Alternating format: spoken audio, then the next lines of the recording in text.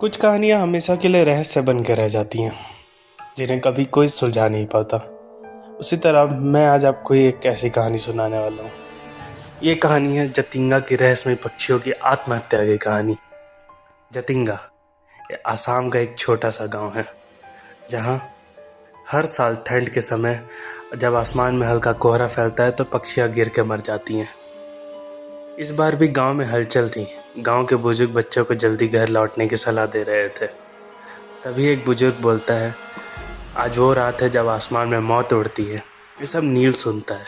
नील जो बहुत सालों बाद शहर से पढ़ कर लौटा था। उसे बचपन से इन पक्षियों की आत्महत्याओं की कहानी में बहुत गहरी रुचि थी, पर उसने कभी ये देखा नहीं था। वो इस रहस्य को खुद देखना चाहता था।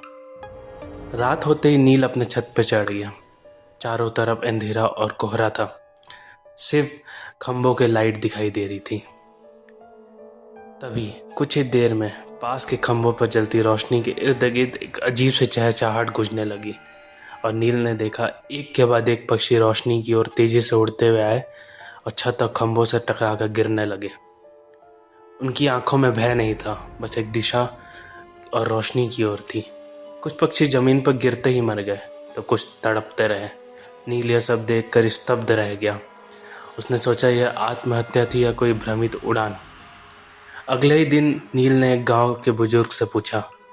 उन्होंने बताया कि यह घटना दशकों से चली आ रही है। पहले लोग समझते थे कि यह कोई श्राप है, और अब वैज्ञानिक कहते हैं कि कोहरे और ठंड की वजह से पक्षी दिशा भूल जाते हैं और टकरा के मर जाते हैं।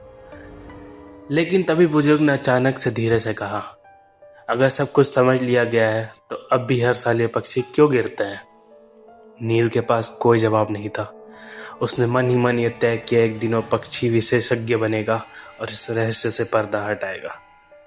जतिंगा की पहाड़ियों में कोहरा फिर से घिर आया था और कोई ना कोई पक्षी एक बार फिर रोशनी की ओर उड़ चला था। जतिंगा आज भी वैज्ञानिकों और रहस्य प्रेमियों के लिए एक पहेली है।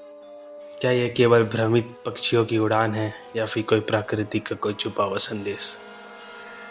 धन्यवाद। जल्दी ही मिलते हैं एक और रहस्यमयी कहानी के साथ।